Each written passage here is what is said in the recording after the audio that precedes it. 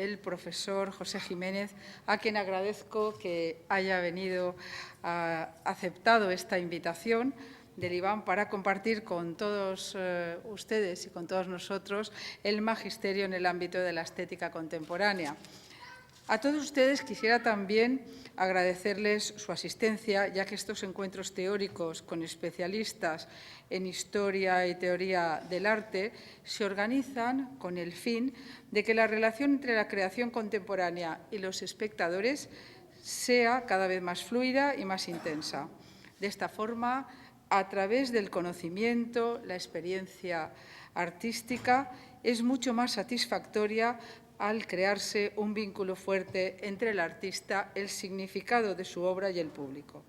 En el caso que hoy nos ocupa, el profesor Jiménez nos va a hablar de Paul Klee, uno de los grandes artistas del siglo XX que actualmente pueden contemplar en la exposición Colección IBAM 25 aniversario en la Sala 4 de la Galería 3, donde se exhibe un dibujo de este artista llamado Abundancia Festiva en P, de 1930, siendo esta pieza una de las 3 obras que posee el IBAM y que custodia entre sus fondos.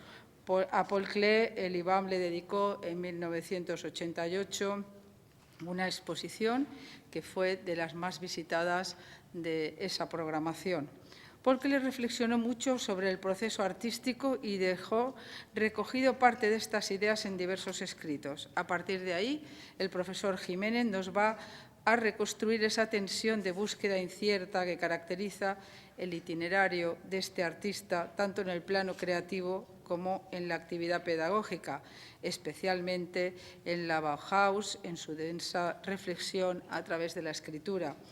Les voy a dejar con el profesor Jiménez para que profundice sobre esta visión artística y pedagógica, no sin antes, de manera sintética, señalarles algunos de los logros profesionales, porque su currículum, aunque sea abreviado, es enorme, intenso y estéticamente fantástico.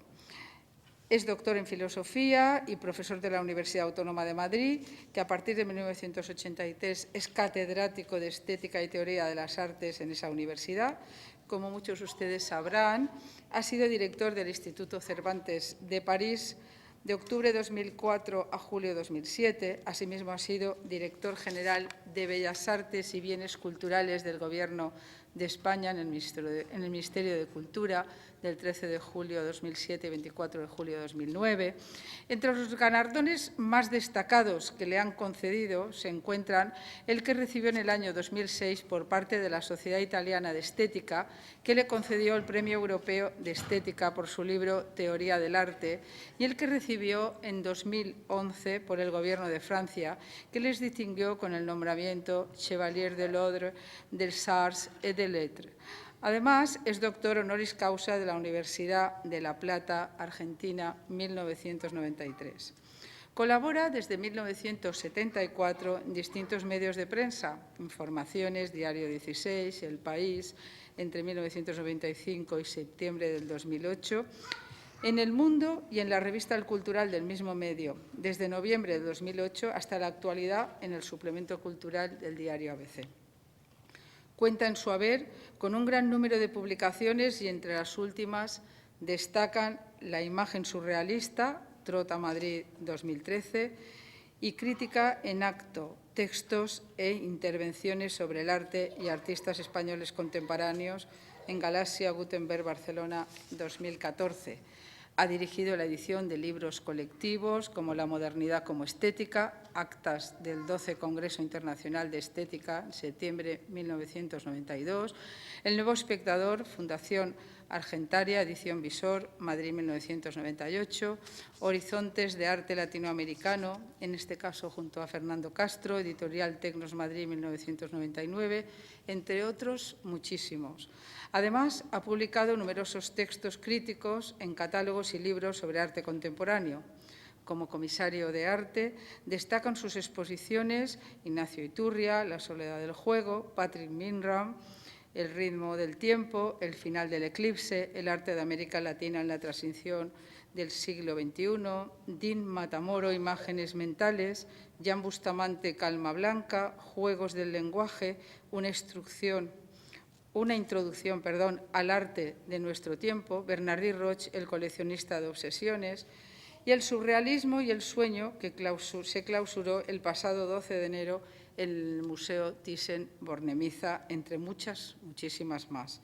Durante su etapa como director del Instituto Cervantes de París, puso en marcha un importante programa de exposiciones de arte contemporáneo y desde octubre del 2010 mantiene en Internet un blog titulado Cuerpo y Tiempo, Filosofía, Escritura, Artes, Mundo, en el que hasta finales del mes de marzo había recibido 66.272 visitas.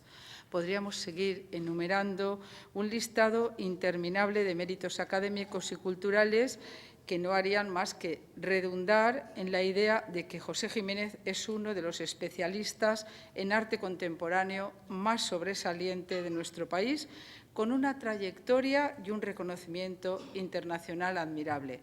Como tiene muchísimo, su currículum es tan importante en publicaciones, lo tenemos aquí para que ustedes puedan tomarlo por si les interesa verlo, porque verdaderamente, aunque es el abreviado, vale la pena que lo tengan entre sus manos. Por ello nos congratulamos de tenerte aquí, José, esta tarde con nosotros para que cuando quieras comiences con tu charla y deseo que disfruten todos muchísimo. Agradezco de nuevo tu presencia y la de todos ustedes y vamos a disfrutar con su conferencia. Gracias. Bueno, unas palabras antes de comenzar propiamente la conferencia. Primero, buenas tardes a todos ustedes, señoras, señores, queridas amigas, queridos amigos. Para mí es un gran placer estar aquí en el IBAM, un centro de arte, un museo, con una colección realmente extraordinaria y que ha sido gestionado, yo creo que de un modo magnífico a lo largo del tiempo, y esto ha hecho del IBAM pues una institución referencial para el arte, no solamente en España, sino también en un plano internacional. Bueno, yo he venido y he tenido continuidad en mi seguimiento de las actividades del IBAM. No he tenido hasta ahora muchas ocasiones de intervenir porque justamente Consuelo ha señalado uno de los rasgos de mi carácter, que es la desmesura en asumir tareas, y entonces no ha habido ocasión, pero ahora sí, y cuando Consuelo me planteó la posibilidad de hacer una conferencia, pues le dije que con mucho gusto y he preparado una conferencia precisamente en torno a una figura que yo creo que tiene bastante que ver, porque aquí, como la directora ha recordado, se hizo una exposición magnífica de Paul Klee, y entonces pienso que puede ser interesante volver a reflexionar, volver a considerar esta figura de alguien tan significado como Paul Klee en el marco de este extraordinario museo. Así que, querida Consuelo, muchas gracias por tus tan amables palabras de presentación. Cuando a uno lo presentan así, ya casi no sabe qué decir, pero bueno, voy a intentar hacerlo lo mejor que pueda para todos ustedes. Gracias. Paul Klee, el equilibrista de lo visible. Voy a empezar por una frase del propio Klee. El arte no reproduce lo visible, sino que hace lo visible. Esta es la primera frase de Paul Klee en su Confesión creativa, un texto de 1920, en su época de plena madurez, que a la vez es una reflexión sobre el proceso artístico, acerca de cómo se despliega la construcción de la obra y una declaración rotunda de intenciones sobre la finalidad del arte. Más allá de toda su misión mimética, eso sería reproducir, Klee sitúa el objetivo de las artes plásticas no ya en ello, en la mera reproducción, sino en algo más, la construcción o realización de lo visible. Si este es el objetivo, el artista debe recorrer territorios problemáticos, desconocidos, en busca de ese material que debe plasmarse como horizonte de la visión. A través de un desdoblamiento de sí mismo en la imagen, una de las mejores expresiones de esta búsqueda incierta la encontramos en la figura del equilibrista, que aparece una vez y otra a lo largo de toda la trayectoria de Paul Klee. De un modo nítido, por ejemplo, en esta imagen que tienen en la pantalla, El equilibrista, una muy hermosa obra de 1923 y por ello muy próxima en el tiempo a la confesión creativa que acabo de recordar, una obra de Saul Tanzer, El equilibrista, de la que existen 3 versiones: dibujo, pintura y litografía. La que tienen ustedes en la imagen es una reproducción de la obra pictórica que se conserva ahora en el Zentrum Paul Klee de Berna, en Suiza, el lugar donde nació Paul Klee. Fíjense, balanceándose y buscando el equilibrio con la pértiga que empuña en sus manos, con la mirada vuelta en ángulo, el equilibrista avanza por la línea leve que se desplaza en coincidencia con el borde inferior de un flujo blanco de luz horizontal, que se cruza con otro flujo vertical, igualmente blanco, formando una cruz.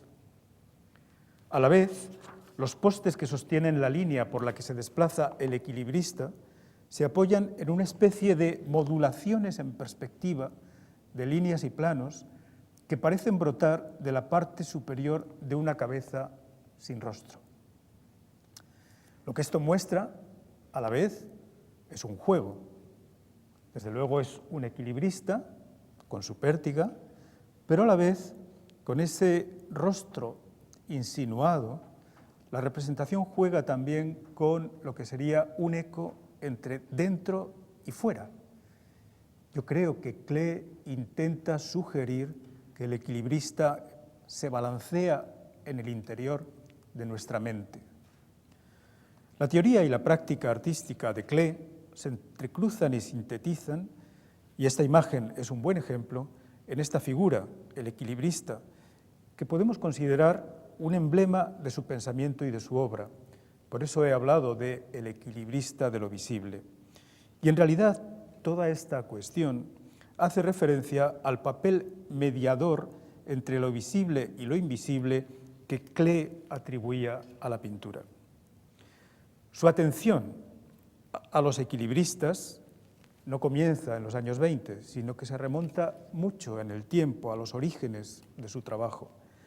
En mi investigación sobre la presencia de estas imágenes en su obra, la primera que he encontrado se remonta a 1901, y en este caso, es una variante, se trata de una figura femenina, de una mujer equilibrista. Este dibujo con pluma y gouache sobre papel marrón que tienen ustedes reproducido en la pantalla. Y es importante tener en cuenta que, coincidiendo en el tiempo con el momento en el que realiza este dibujo, Klee hace una anotación en sus diarios, fechada en concreto en Berna el 5 de agosto de 1901, que se inscribe en lo que Klee llama mirada retrospectiva sobre sus comienzos artísticos en los 3 años anteriores. Ahí escribe Klee lo siguiente: como la persona entera se había envilecido de vez en cuando en el curso de estos 3 años, llegó también a sentir la necesidad de purificarse y a tener la capacidad para ello. Muchos proyectos lo demuestran y finalmente no falta tampoco la necesidad de la forma absoluta. Con esto comienza a restablecerse el equilibrio y no deja de ser lógico que mi compromiso coincida en el tiempo con esa necesidad. Fíjense, hasta aquí la cita de Klee. Fíjense, recapitulando, la necesidad de purificación y la capacidad para ello conducen de este modo al compromiso pleno con la búsqueda artística, a lo que Klee llama la necesidad de la forma absoluta. Y eso es lo que hace posible, dice, que comience a restablecerse el equilibrio. Es el inicio de la consideración de sí mismo como artista, ha dibujado el horizonte de cómo llegar a serlo y, en consecuencia, ese horizonte que tiene que ver con la aspiración a la forma absoluta sería lo que le permitiría un equilibrio, tanto en un plano creador como en un plano personal. Pues bien, desde ese momento, digamos que el programa, el horizonte de trabajo está cifrado. Desde ese momento, las imágenes de equilibristas, acróbatas, marionetas, aparecen una vez y otra en la obra de Klee. En este otro dibujo, ya de 1914, Acróbatas, podemos apreciar cómo el ejercicio de la acrobacia, es obvio, implica siempre el riesgo de la caída. Es un hermoso dibujo que está en la colección de los Klee, una colección fantástica que tiene el Museo Guggenheim de Nueva York. Y en cambio, esta otra obra que ahora está reproducida, una hermosa acuarela de 1919, que pertenece también a la colección del Museo Guggenheim, Marioneta, en este caso, la figura en reposo nos mira fijamente como anunciando y anticipando en el rebote hipnótico de su mirada en la nuestra lo inevitable del movimiento, en este caso incontrolado, pues en el caso de las marionetas, a diferencia de los acróbatas que se mueven por sí mismos, el movimiento viene dado por otro que controla los hilos. Todo esto tiene mucho que ver también con el ensimismamiento, que es como se titula este dibujo de 1919, indudablemente un autorretrato que serviría de base a la litografía del mismo nombre y en los cuales se muestra en qué medida Klee era un personaje confrontado consigo mismo y de una intensísima vida interior. Tenía también, como es sabido, una muy buena formación musical, era un magnífico violinista y a la vez pienso que se le puede considerar como uno de los más profundos artistas poetas de todo el siglo XX.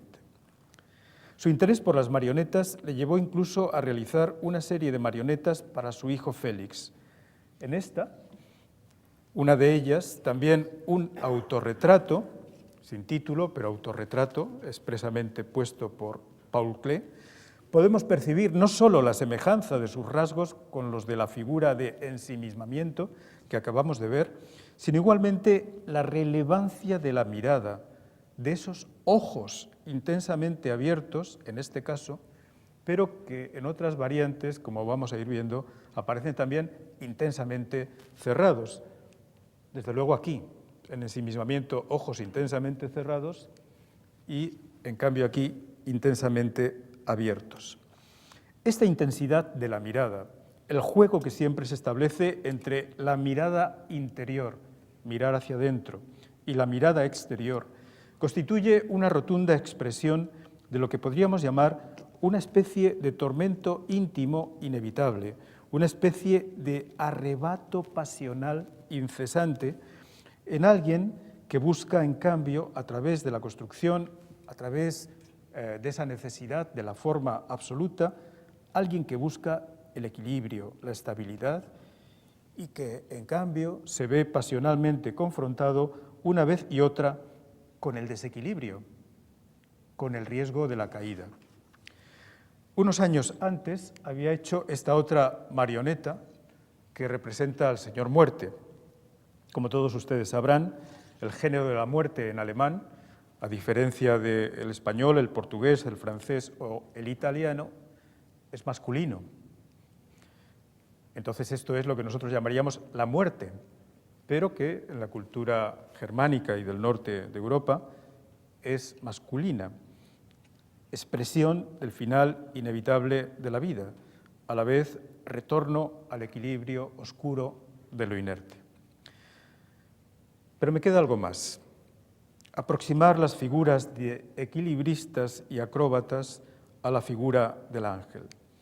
Esta acuarela, óleo y acuarela, pero básicamente acuarela, que seguramente muchos de ustedes ya conocen, Angelus Novus, 1920, que perteneció personalmente al gran pensador alemán Walter Benjamin, es una de las obras más conocidas y reconocidas de Paul Klee.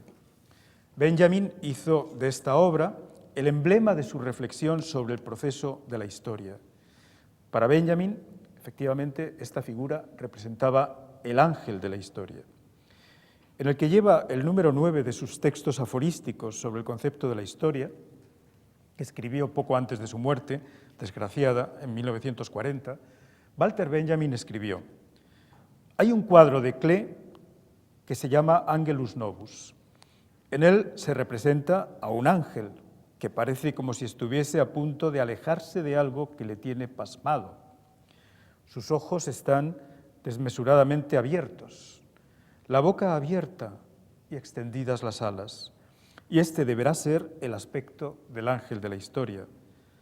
Ha vuelto el rostro hacia el pasado, donde a nosotros se nos manifiesta una cadena de datos. Él, en cambio, ve una catástrofe única que amontona incansablemente ruina sobre ruina, arrojándolas a sus pies. Bien quisiera él detenerse, despertar a los muertos y recomponer lo despedazado, pero desde el paraíso sopla un huracán que se ha enredado en sus alas y que es tan fuerte que el ángel ya no puede cerrarlas. Este huracán, por eso tiene las alas hacia atrás, este huracán le empuja irreteniblemente hacia el futuro, al cual da la espalda, mientras que los montones de ruinas crecen ante él hasta el cielo. Ese huracán es lo que nosotros llamamos progreso». Si en su profunda reflexión Benjamin identifica este ángel nuevo con el ángel de la historia, estableciendo así una hermosa metáfora, pienso a la vez que su sentido interior en la obra del artista nos permite apreciar en el Angelus Novus una imagen de la voluntad de elevación y de la inevitable caída del artista en su búsqueda, y a la vez también una expresión de la condición humana en general. Todos aspiramos a elevarnos y nos caemos continuamente. Los ojos del ángel, fíjense, decía Benjamin, desmesuradamente abiertos, como los del equilibrista y las marionetas de los que antes hemos hablado, muestran la proximidad de su mirada fija e inquieta como las de ellos. En definitiva, para mí, el Angelus Novus es también un equilibrista que se mantiene erguido en el vacío, en un equilibrio incierto entre su mirada vuelta hacia atrás y su cuerpo deslizándose en el vuelo hacia adelante. Es una representación de ese equilibrio tan anhelado por Klee, pero imposible. Es una representación de la búsqueda sin fin y con todo tipo de procedimientos de un equilibrio que, sin embargo, en su obra misma parecería no poder alcanzarse nunca de un modo definitivo. La búsqueda de Klee, la búsqueda de ese equilibrio, le llevó también a intentar trabajar en toda su tarea pedagógica, en su destacada actividad en esa casa de la construcción, la Bauhaus, que reunía artistas, diseñadores, técnicos, ingenieros. En los cursos que él daba, le llevó a intentar preocuparse por intentar construir ese proceso plástico de búsqueda de la forma absoluta, de la construcción de lo visible a través de una instauración del equilibrio. En Contribuciones a la teoría de la forma, título de las anotaciones para su primer ciclo de lecciones en la Bauhaus, en un apartado fechado el 12 de diciembre de 1921, encontramos lo siguiente. Nos habíamos quedado en el equilibrista con su pértiga como extrema encarnación simbólica del equilibrio de las fuerzas. Y después dice también, él pondera, el equilibrista, la fuerza de gravedad, peso y contrapeso. Él es la balanza. Klee construía un programa plástico y también pedagógico en sus lecciones, en el que se planteaba y se concebía a sí mismo como alguien que va más allá del puro gesto o de la pura ocasión, característica, por ejemplo, de la estética impresionista. Lo que a Klee le interesa es construir. Lo que le interesa es transmitir también a todos los que quieren convertirse en artistas un programa de estudios en el que el arte sea una búsqueda tan rigurosa como pueda serlo la ciencia. Y por lo tanto, este programa que en, digamos, su plasmación en los aspectos figurativos del arte de Klee podemos concretar en figuras como la del equilibrista las marionetas o el ángel, en la faceta geométrica constructivista también se puede percibir. Por ejemplo, esta cuestión se concreta en las reflexiones en torno a la línea. Hay una anotación en sus diarios, en este caso fechada en julio de 1908, donde Klee escribe: la línea, mis líneas de 1906-07, eran mi mayor propiedad personal, pero tuve que interrumpirlas, pues las amenaza un calambre y finalmente hasta lo ornamental. Total, las interrumpí, asustado, a pesar de que estaban profundamente arraigadas en mí. ¿Por qué escribe esto alguien que busca equilibrio, estabilidad? Porque una línea no controlada suponía para Klee caer justamente en el desequilibrio y, por lo tanto, en un arte no constructivo. No quería resultar bien, sigue escribiendo en el diario, y no las podría ver a mi alrededor, pues era tan difícil establecer la armonía entre interior y exterior. Fíjense, después de oír estas palabras, después de recordarlas, en la obra que vemos ahora reproducida, El lugar en cuestión, que se encuentra también en el Centro Paul Klee de Berna. Lo que vemos es una construcción de planos geométricos y una gran flecha que indica dónde está el núcleo, dónde se sitúa el lugar, el centro. Lo que Klee pretende con esto es no dejar en la obra plástica nada al puro arbitrio, nada que quede sin control, nada que sea emotivo o gestual, sino al contrario, que siempre haya un control constructivo de la forma. Y a la vez, igual que la línea es siempre central en su pensamiento constructivo, también lo es la flecha. Hay un momento en el libro pedagógico de esbozos de 1925 que recoge lecciones posteriores en la Bauhaus, donde se pregunta lo siguiente: ¿cómo ampliar mi territorio hasta ella? Y continúa diciendo: atravesando este río, este lago, más allá de aquel cerro, a partir de este pensamiento, la capacidad ideológica del hombre de recorrer a su capricho la tierra y lo ultraterrestre, su capacidad física está en contra de sus deseos. De ahí la tragedia humana. De este problema constante entre la impotencia y la potencia, sigue escribiendo Klee, nace la discrepancia de la existencia humana. El hombre es, pues, medio libre, medio prisionero. Y junto a estas reflexiones, que están en el libro pedagógico de esbozos, dibuja un esquema que tienen ahora reproducido en la pantalla, con una flecha en diagonal, con la expresión en alemán dorthin, lo que hay abajo lo he hecho yo, hasta allí, para que se pueda entender en español, hasta allí. Indicando que la flecha quiere trascender, quiere ir más allá. A continuación, escribe: mientras más lejano sea el viaje, se acentuará más la tragedia humana, ya que el deseo de convertirse en movimiento y alcanzar las metas deseadas se vuelve un imposible. Así, el pensamiento se convierte en papel de mediación entre la tierra y el mundo infinito. La obra de Klee presenta una vez y otra flechas con estas características, como por ejemplo en esta otra obra magnífica. Realmente es una acuarela de una perfección que le deja a uno ensimismado. Pero fíjense, las flechas en Klee aluden siempre o bien a la voluntad de ir más allá y a la vez siempre también al equilibrio.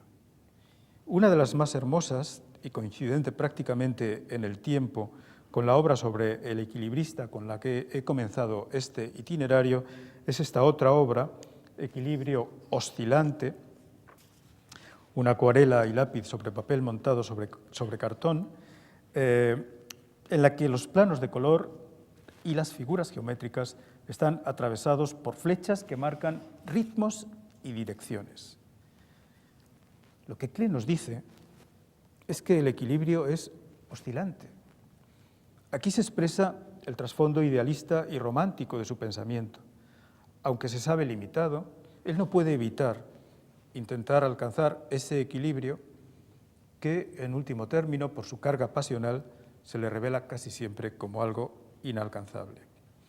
Muy hermosa también es esta otra obra del mismo año, 1923, 17 desorientado, donde es un número el que adopta las emociones y las sensaciones de los seres humanos, y por eso es un número desorientado. El pobre está perplejo, no sabe qué dirección tomar ante ese flujo de flechas y rostros flotantes sobre los que al fondo se sitúa la palabra que expresa su situación, irr, desorientado en alemán. Y fijémonos también en esta otra obra, una de las que más me interesan para el argumento que estoy intentando desarrollar, igualmente de 1923, coincidente en el tiempo con el primer equilibrista que hemos visto, y es una de las que mejor expresa con la dinámica que se establece entre el título, Eros, y la imagen, el carácter anímico, espiritual de las flechas y de todas las figuras geométricas en general en la vertiente constructiva de la obra artística de Klee. En Eros podemos apreciar cómo las flechas del deseo, una en el plano inferior, otra en el plano superior, tienen en Klee un sentido ascensional. Van hacia arriba, apuntan hacia lo alto, buscan la elevación, como los ángeles, aunque inevitablemente acaben, también como los ángeles que más me interesan a mí, al final volviendo a la tierra. Flechas también en uno de los esquemas que aparecen en sus escritos de teoría pedagógica, en donde el yo se contrapone al tú, en la parte baja se figura la tierra como una esfera, y en la parte superior, por fuera de la elipse, que se traza por el despliegue de tierra, yo y tú, aparece el mundo. Yo, tú, tierra, mundo. Ich, du, Erde, Welt. Los elementos que constituyen el cosmos desde el cual quiere partir Klee para ir incluso al ultracosmos, a lo ultraterrenal, para así poder construir lo visible. Volvamos de nuevo, otra vez, al equilibrista, a la figura con la que hemos comenzado. ¿Hay algún trasfondo de pensamiento, aparte del pensamiento interior y la búsqueda artística de Klee, en la atención que él presta a esta figura tan sorprendente del equilibrista?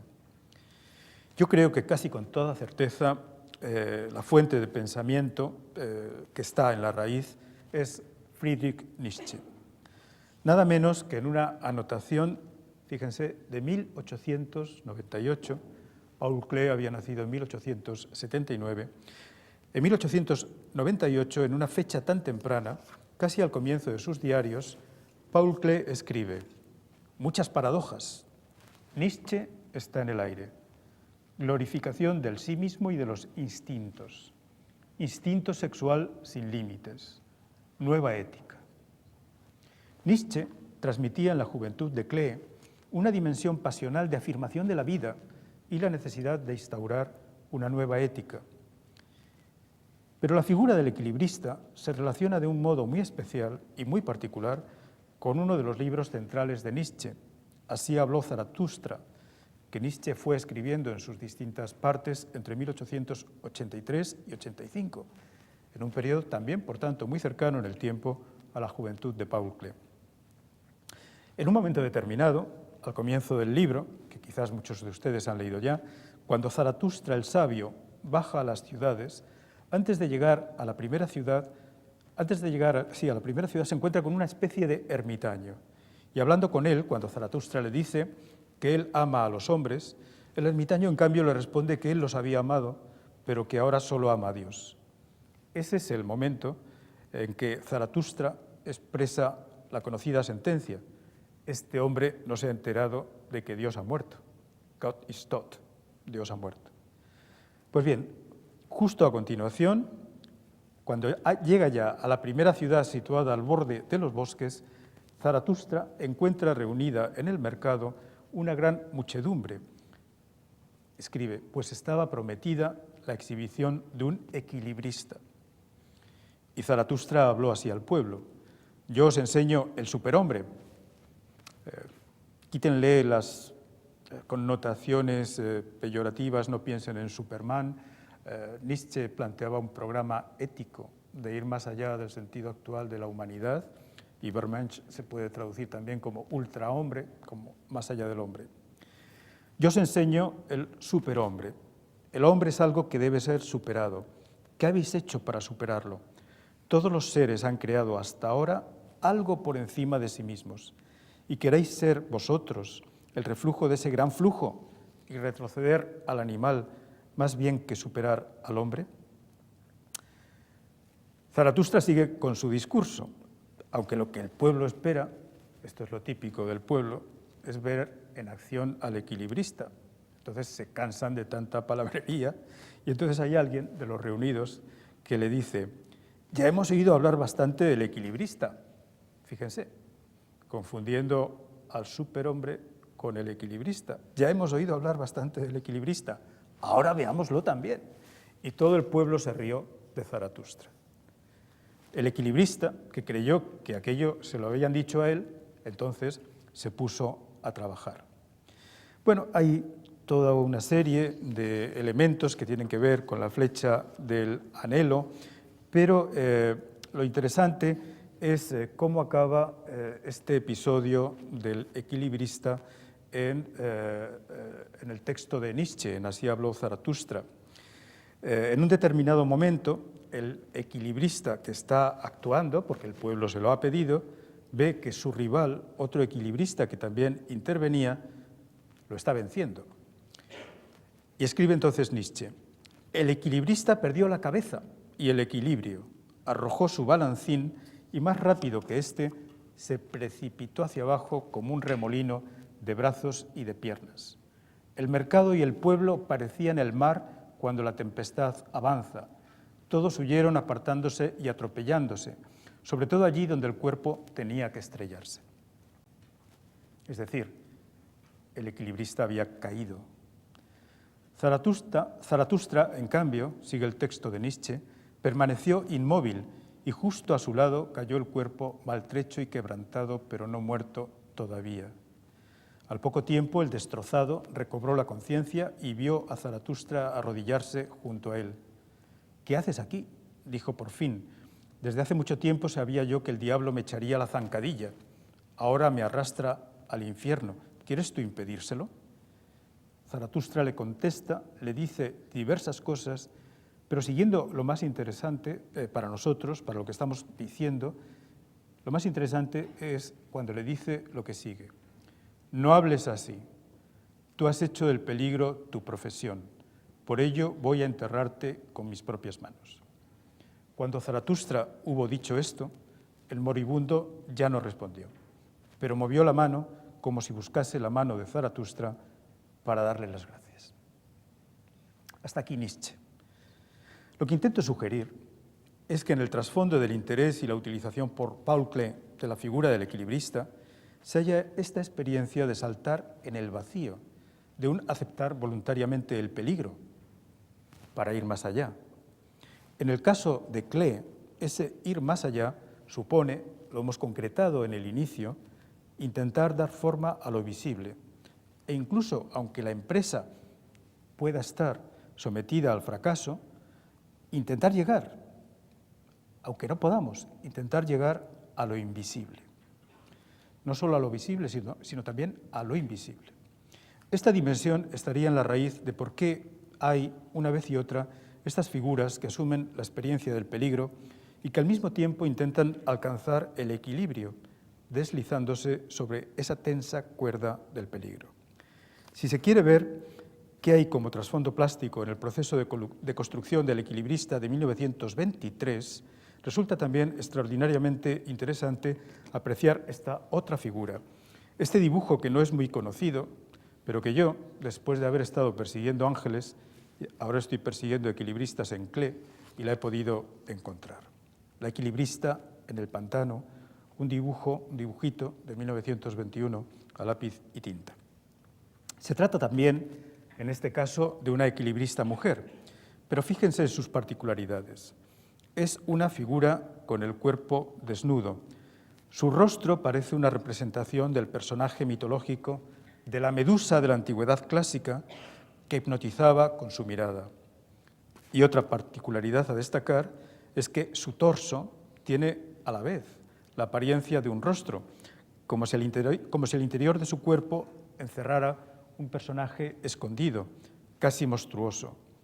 Sus senos y la parte inferior del tronco forman esa apariencia de rostro escondido y a la vez, fíjense, es también muy interesante advertir cómo hay una especie de jardín, aunque el título original dice pantano, con un conjunto de animales, aves, cuyos ojos nos miran cuando miramos. En lugar de deslizarse por una cuerda, equilibrando su peso con la pértiga, esta equilibrista medusa parece no tener brazos o tenerlos escondidos y se desplaza por encima del jardín pantano apoyando sus pies en sendas escaleras flexibles con las que asegura su movimiento. Esta figura es interesante no solo por las características morbosas y deformes que presenta en el dibujo de Klee, sino porque además, en este caso, el equilibrio se hace sobre el pantano, otro reto extremo o desafío agudo del peligro. La caída puede llevar de un modo rápido e inevitable a la muerte. En el fondo, esto es también lo que se sugiere con la figura del acróbata con la figura del equilibrista de 2 años después, la que nos está acompañando desde el principio. Y una variante, en cambio, es la de este equilibrista acróbata, un caso evidente de retrato constructivo. Es un retrato construido con líneas y recuerden ahora lo que antes decíamos. En los escritos pedagógicos, Klee afirmaba que el equilibrio se construía con la horizontal y la vertical y que con ello se formaba una balanza. Además, las 2 esferas que hacen el papel de ojos y la boca son figuras geométricas que responden perfectamente al ideal constructivo de una pintura no impresionista que Paul Klee perseguía. Y con ese ideal de una pintura constructivista, geométrica, teóricamente fundamentada sobre la búsqueda del equilibrio, sin embargo, una vez más, este acróbata es como un rostro flotando en el vacío, cercano al número desorientado, y que tiene en el fondo inferior de la pintura el trampolín sobre el cual saltar o deslizarse. En la presentación online de esta obra en el museo donde está, el MoMA de Nueva York, se indica, aunque esté pintada, esta composición lineal contiene la definición de dibujo de Klee, una línea que va de paseo. Aquí otra vez es como si la línea, equilibrista, acróbata, hubiera sido utilizada para expresar ese ideal que no llega a alcanzarse, nunca. Hay también esta otra obra, bellísima, Pesando con riesgo. Recuerden que decía del equilibrista que es el que pondera peso y balanza, él es la balanza. Pues bien, en esta Pesando con riesgo es una de las obras de las que mejor permite obviar la más mínima duda acerca de hasta qué punto el problema fundamental de toda la trayectoria de Klee era intentar controlar su fuerte carga pasional, sus pulsiones, sus instintos, y hacerlo intentando buscar un equilibrio, estabilidad. En este caso encontramos una balanza, pero una balanza, otra vez, que sirve de soporte, en este caso, de un modo distinto, a una figura geométrica, un heptágono irregular. Ya no necesita la figura del equilibrista, el apoyo de un arte figurativo, porque ahora el proceso de búsqueda del equilibrio se desplaza directamente a la tarea constructiva, con los planos, las líneas y todo el ritmo que la obra consigue alcanzar. Y fíjense en el título, Pesando con riesgo. Naturalmente, lo que ocurre aquí es que la figura geométrica, ese heptágono irregular, parece a punto de descompensar el equilibrio, y lo que esperamos es su caída, la inevitable caída, tanto de las figuras geométricas o de las de representación humana, que intentan un equilibrio que en su mantenimiento se revela inestable, simplemente momentáneo. Interesantísima también es esta otra figura, la del saltador, en la que ya se ha reducido todo a la máxima concisión. Observen que es una figura construida con formas geométricas, otra vez, pero que es una figura que está saltando en el vacío. En realidad, me gusta llamarlo así, el saltador es un equilibrista de sí mismo. Y me interesa muchísimo también esta figura, con su aire fantasmal, algo a lo que luego volveremos, porque podemos advertir en ella una transición. El equilibrista y la búsqueda del equilibrio son, como antes hemos dicho, emblemas de lo que Paul Klee entiende que es el trabajo de los artistas. Pero a la vez estas figuras, en busca de un equilibrio que se revela en último término imposible, se hacen metonímicamente equivalentes a la figura del ser humano, a la figura del propio artista, en este caso llamado Klee, o también a la figura de los ángeles. Aquí, en el paso, la transición tiene que ver con la representación de los seres humanos y en un momento que para Klee empieza a ser extraordinariamente complicado. El ascenso de los nazis al poder se produce en 1933, tendrá que dejar la enseñanza en la Bauhaus, su obra será incluida entre lo que aquellos siniestros personajes llamaron arte degenerado y a partir de ese momento es muy difícil intentar seguir manteniendo el equilibrio. Bueno, en el paso, a pesar de todo, hay un intento de búsqueda de equilibrio con formas estrictamente geométricas. En esta obra, ya de 1933, El hombre futuro, donde vemos otra vez la dimensión fantasmática, y podemos advertir respecto a esta mucha semejanza con esta otra imagen, en la que Klee representa al artista, al creador. Se conserva este dibujo, que luego después llevaría directamente a la pintura ya en 1934. Y adviertan, el creador es como un personaje volátil, danza en el vacío, gira sobre sí mismo, tiene casi el ritmo en el movimiento de las manos de un pájaro, de quien vuela desplazándose en el vacío. Por lo tanto, la figura del creador o la representación del hombre futuro son casi modulaciones fantasmáticas o fantasmales, pero a la vez están muy cerca de las representaciones de ángeles que vuelan y se desplazan por todo el universo de Klee. Desde 1920, en ese Angelus Novus, sobre el que ya hemos hablado, pero mucho más intensas aún y en general con la apariencia de fantasmas ingrávidos o volátiles, los ángeles pueblan los últimos años de la vida de Klee. En 1939 había vivido ya todo tipo de experiencias negativas a las que he ido aludiendo. Es aquí cuando se podría decir, solo me queda ya esperar la muerte. ¿Qué ángel puede venir a salvarme? En ese proceso, las figuras del hombre que vendrá, por ejemplo, el hombre futuro, cuya imagen hemos visto hace un momento, es, en mi opinión, una transposición a la pintura de la temática nietzscheana del Übermensch, a la que antes he aludido, que yo creo que no hay que interpretar nunca en el sentido racista en el que lo utilizarían los nazis. Como antes he dicho, lo que Nietzsche buscaba expresar con ese término es lo que él llamaba la transmutación de todos los valores. Por tanto, se trata de un tipo de humanidad que debería ir más allá de la humanidad, y precisamente en aquello que leía Klee y que cita en su diario, hacia la formación de una nueva ética, una nueva moral. Esta figura que hemos visto antes, la del hombre futuro, es a la vez en realidad una figura muy próxima en la representación a esta otra aparición fantasmal que es el Angelus Dubiosus, el ángel dudoso de 1939. Un momento, Klee morirá como Walter Benjamin, es una coincidencia interesante. Benjamin se suicidó, Klee no, pero Klee murió también en 1940. En 1939, cuando ya la muerte está muy próxima, realiza esta pintura de una calidad extraordinaria. ¿De dónde viene la conexión? Lo que une a estas figuras en principio diferentes, el ser humano, el equilibrista, el artista, el hombre del futuro y los ángeles, e incluso los equilibrios en la elaboración constructivista y geométrica, el papel que le da a la línea y la flecha. Pero sobre todo, ¿qué papel juegan los ángeles en la obra última de Klee?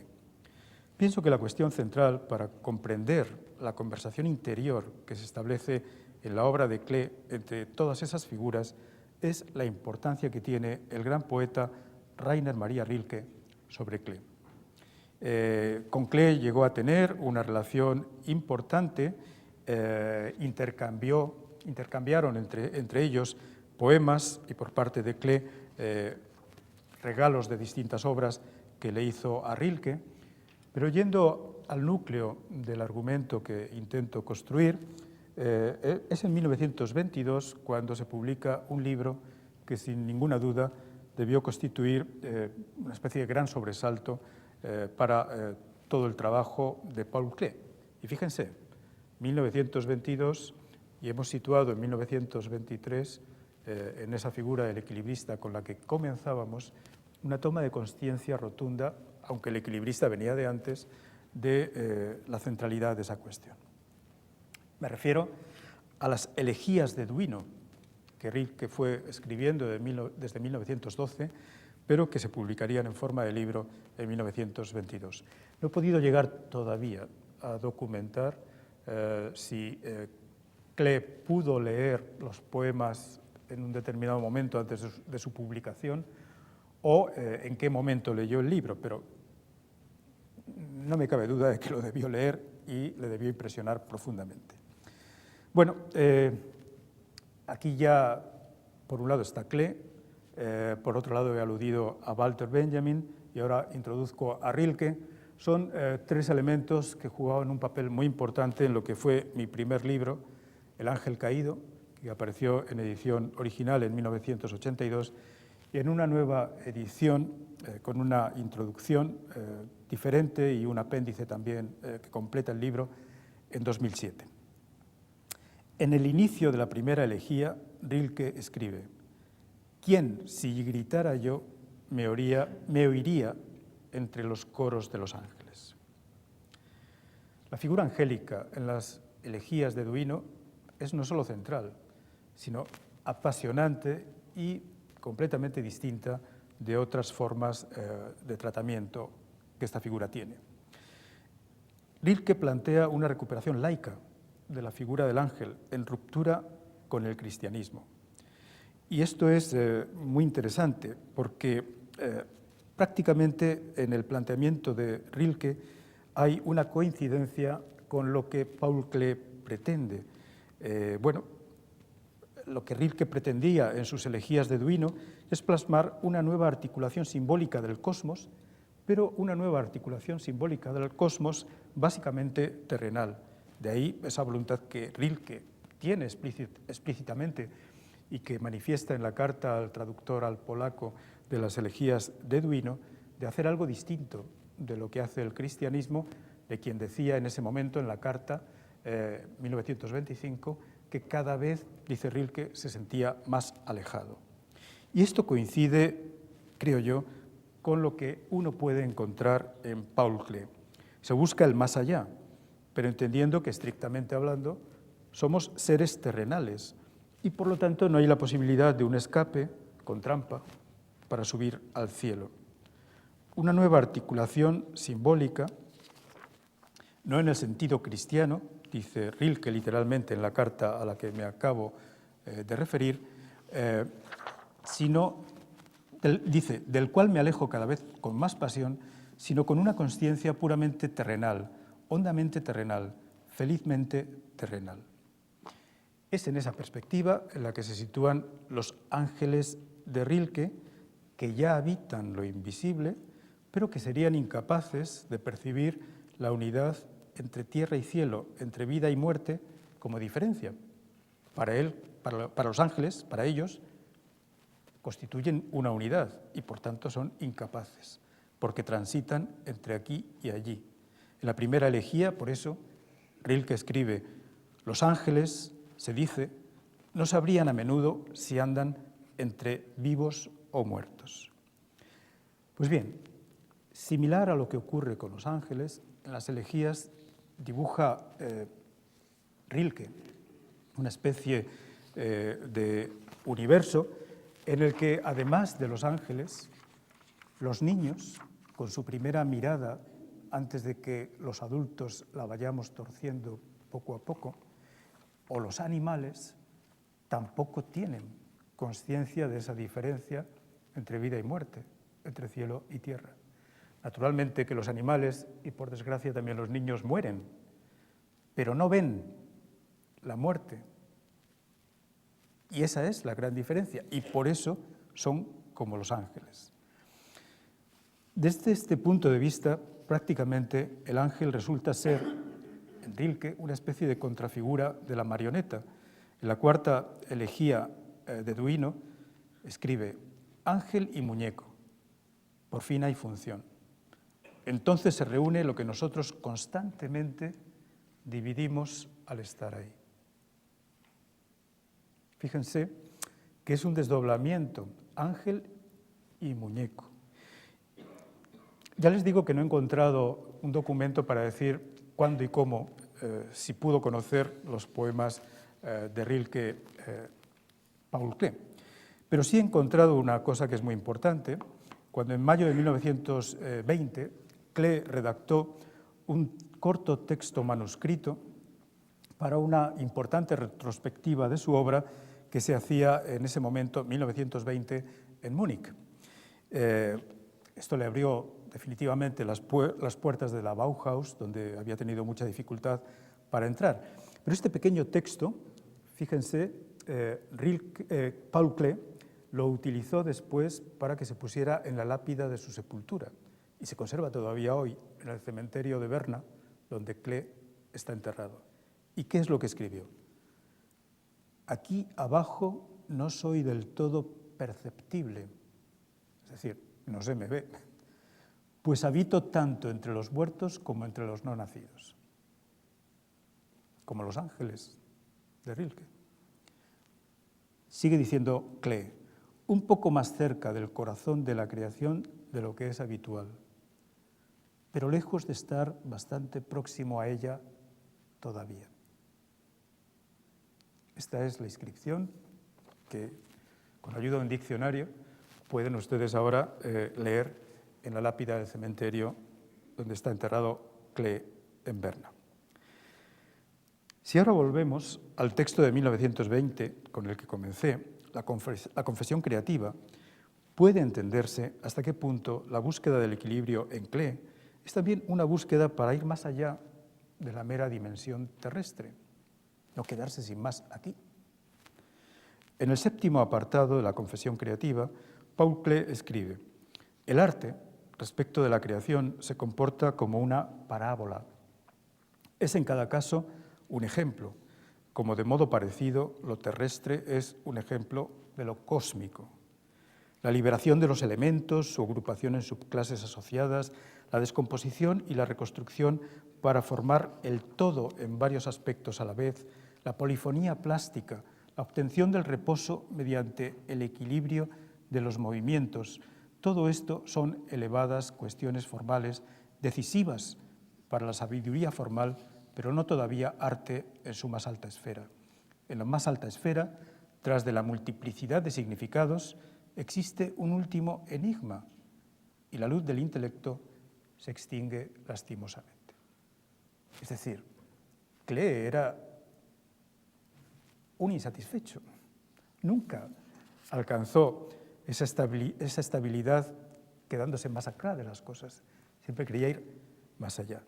Por eso creo también que esta imagen, la lucha consigo mismo, 1939, expresa este antagonismo interior tan profundamente constitutivo de toda su obra. Hay un poema, un breve poema de Paul Klee, que se llama El artista. Hay una muy buena traducción de los poemas de Klee, hecha por el traductor precisamente de Nietzsche, Andrés Sánchez Pascual, una edición de los poemas de Klee en ediciones de La Rosa Cúbica de Barcelona. Y en este poema, El artista, escribe Klee: El artista, ¿qué cosas configura? Formas y espacios. ¿Cómo las configura? En proporciones elegidas. E inmediatamente viene el autocuestionamiento, o sátira, sufrimiento de los intelectuales. Y en el último poema, de solamente 4 versos, recogidos en esta selección de poemas de Klee, podemos leer: estamos erguidos y enraizados en la tierra, con leve vaivén nos mecen las corrientes, lo único libre es la nostalgia que nos lleva hacia lunas y soles. Este Klee, en lucha continua consigo mismo, llega un momento hacia el final de su vida que entiende que el equilibrista inevitablemente cae, como caía el equilibrista en el relato de Zaratustra. La gran diferencia con el equilibrista de 1923 que encontramos en esta obra extraordinaria, de una intensidad que realmente conmueve, petulancia, el título lo dice todo, es que aquí vemos las figuras caídas de los equilibristas. Todavía en 1923 se podía aspirar al equilibrio con la pértiga, pero aquí hemos caído ya definitivamente. 2 caídos en los laterales y alguien, el que ocupa el centro de la figura, con esa boca abierta y la lengua saliendo hacia afuera, que está cayéndose en ese mismo momento que registra la imagen. Es la representación de que, aunque se ha intentado, en último término, el equilibrio, una vez más, ha sido imposible. Y por eso el nombre, petulancia. He querido alcanzar el equilibrio, pero voy a ser incapaz de no caer. Los ángeles que acompañaban a las figuras, a los muñecos, a las marionetas, se concretan en esta última imagen conmovedora. Cuando la vi por primera vez en persona, me quedé como hipnotizado, no sé si 10 minutos ante ella, sin título, pero donde está inscrita la imagen del ángel de la muerte, una obra probablemente realizada en el propio año 1940, no se sabe con certeza, pero casi con seguridad. Y aquí podemos ya advertir un desdoblamiento de sí mismo. Es obvio que Klee se identificaba con equilibristas, marionetas, acróbatas y con los ángeles. Aquí ya no hay alas, fíjense, y tampoco hay elevación. Es la figura postrada del ángel que está esperando la muerte inevitable. ¿Pero los ángeles mueren? Miremos en el espejo. Es la figura de un hombre que se siente que quiere ser angélico, que querría elevarse hasta el cielo, pero que pacientemente ha comprendido que el equilibrio reside, en este caso, en la aceptación de la imposibilidad del vuelo, de ir más allá. La muerte es inevitable. Interesantísima es también esta imagen ya datada con certeza en 1940, el tamborilero, el que toca el timbal, en la que la figura humana está completamente fragmentada y en la que se está llamando la atención sobre lo que está por venir. Una vez más, el redoble de la muerte. Y lo que está por venir lo representa, en mi opinión, mejor que nada, esta otra obra final, Remar desesperado, de 1940. Esto es ya como cruzar el río Aqueronte o atravesar la laguna Estigia, camino del Hades, el lugar donde en la antigüedad clásica, en la mitología griega, se situaba la tierra de los muertos. La figura del navegante, en este caso del remero, es también aquí, fíjense el esfuerzo que hace, la figura de un equilibrista que se está cayendo, que sabe que está zozobrando. Queda plasmado, por tanto, el tránsito al más allá, pero el tránsito hacia un más allá que supone el término de la vida terrenal. En definitiva, y con esto voy a acabar, sometido a la presión de fuerzas opuestas, el artista, Paul Klee, actúa como un equilibrista, muñeco, marioneta, ángel, balanceándose sobre una cuerda tendida sobre el vacío, persiguiendo un equilibrio siempre difícil de alcanzar. Entre la estabilidad deseada y el reconocimiento de la petulancia por haber pretendido ir más allá de lo que la fragilidad humana es capaz de alcanzar, Klee acude, como hemos visto a lo largo de este recorrido por su trayectoria, a esa figura y a sus variantes, la del equilibrista, como expresión de una búsqueda de resultados inevitablemente inseguros. Aquí estamos, todos, frágiles y quebradizos seres humanos, en este mundo azaroso, en esta tierra, suspendidos sobre el vacío, intentando llegar incluso por encima de nuestras fuerzas, con el apoyo de las ocasionales pértigas de todo tipo que encontramos en nuestro camino, intentando ir más allá, intentando ver, conocer, sentir, intentando dar forma a lo visible, pretendiendo incluso hacer visible lo invisible. Petulancia que anticipa la inevitable caída. Muchas gracias.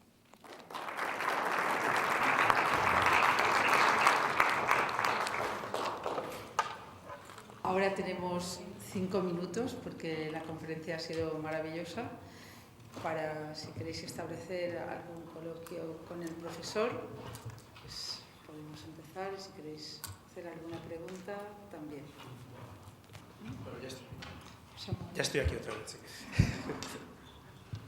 Señor Lozano.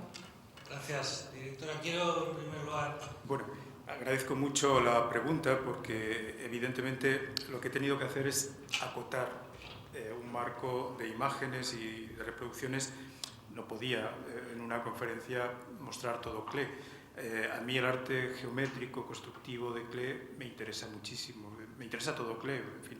Desde que soy pequeño voy siguiendo su obra. He ido ahora ya no sé cuántas veces al Centrum Paul Klee en Berna y creo que de algún modo sí estaba presente, solo que en aquellos elementos del arte constructivo y geométrico que de algún modo creo yo que se pueden aproximar a la imagen que es el centro de lo que yo quería decir, equilibrista de lo visible, moverse entre lo visible y lo invisible para intentar alcanzar la forma absoluta. Y esas obras, yo creo, se concretan sobre todo en las que tienen referencia a la línea y a la flecha. Y con la línea y con la flecha se indica voluntad de ir más allá, pero a la vez se intenta también establecer dónde está el núcleo, el centro de las cosas, e intentar que la construcción no se caiga, algo que es fundamental en el trabajo arquitectónico, obviamente, y de lo que Klee era muy consciente. Pero vamos, lo que he elegido es una línea de argumentación, que evidentemente podría ampliarse mucho. Los juegos con planos de color pues son realmente de una rotundidad impresionante. Pero en una conferencia no se puede meter todo lo que hay en una obra como la de Klee, claro. Bueno, sobre la relación con Rilke tenía muchos más materiales y estaba justamente también aquello que, querido Jaime Siles, es un placer volverte a ver, acabas tú de mencionar. Lo que pasa es que me interesaba más que no se me escapara la aproximación a Los Ángeles de las elegías de Duino. Y por otro lado, respecto a la dimensión de la cultura clásica en Klee, es muy importante. Para él fue una experiencia muy relevante el viaje que hizo a Roma.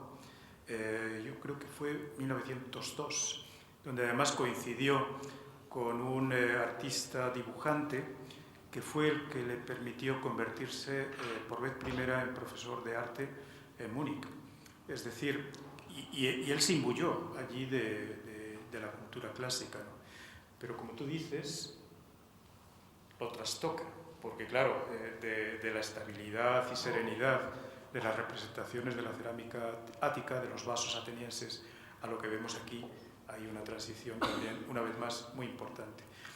Yo lo que quería transmitir es cómo justamente plantea como ideal ser un equilibrado, cuando es un hombre apasionado, tan apasionado, que pierde el equilibrio continuamente y siempre está cayéndose. Pero eso es importante, porque expresa, en el fondo, lo que nos pasa a todos.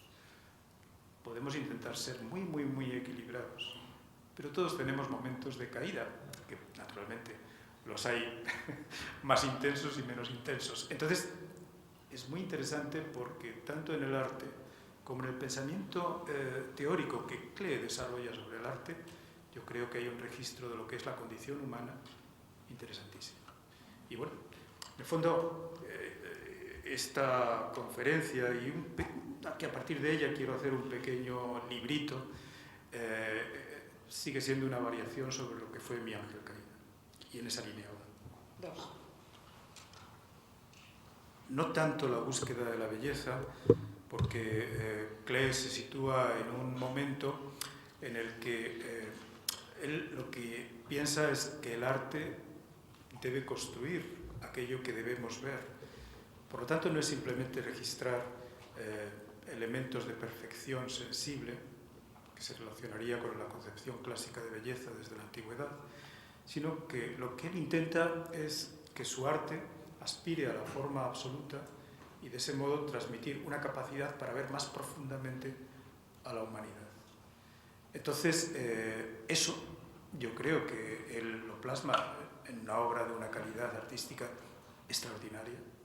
Naturalmente que, como en todos los casos, pues hay altibajos, obras que podemos considerar superiores a otras, pero en general es uno de los artistas más importantes que hay en nuestra época, en la modernidad.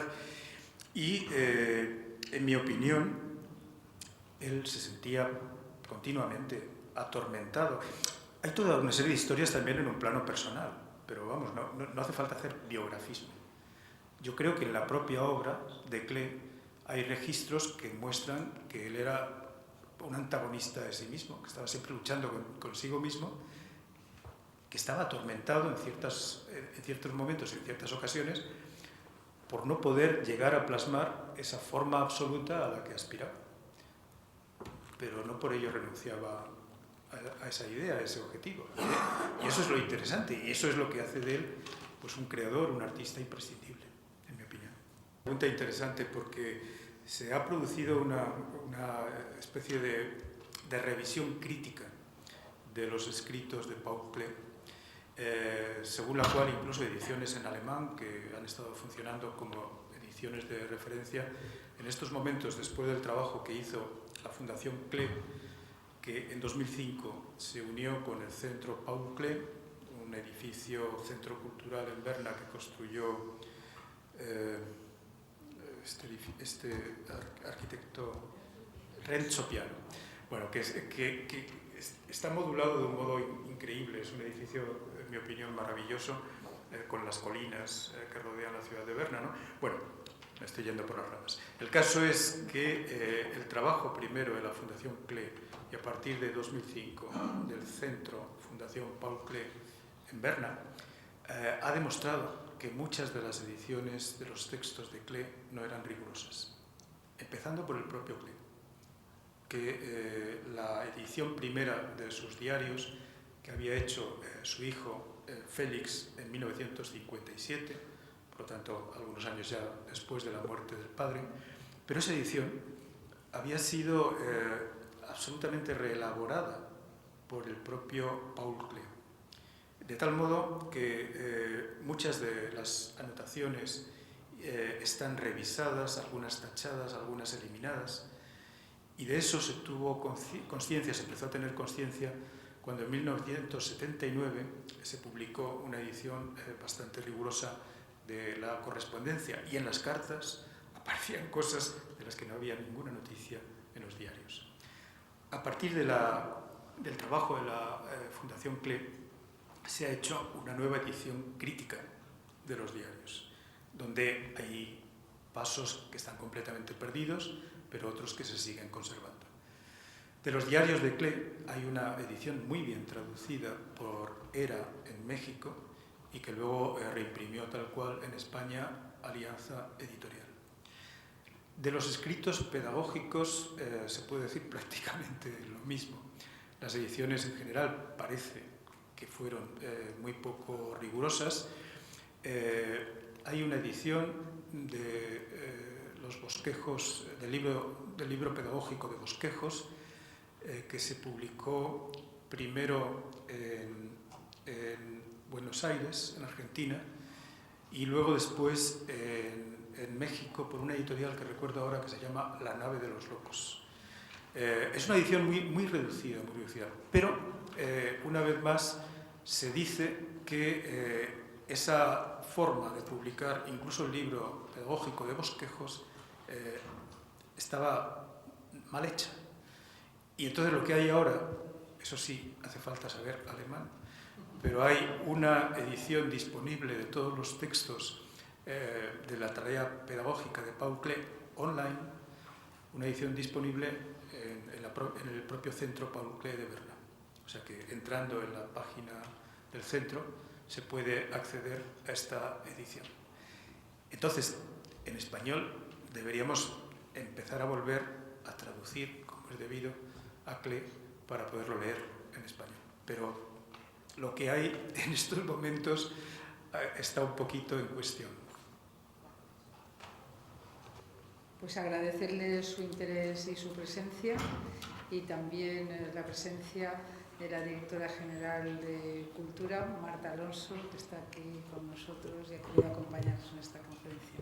Gracias a todos y gracias a ti, profesor.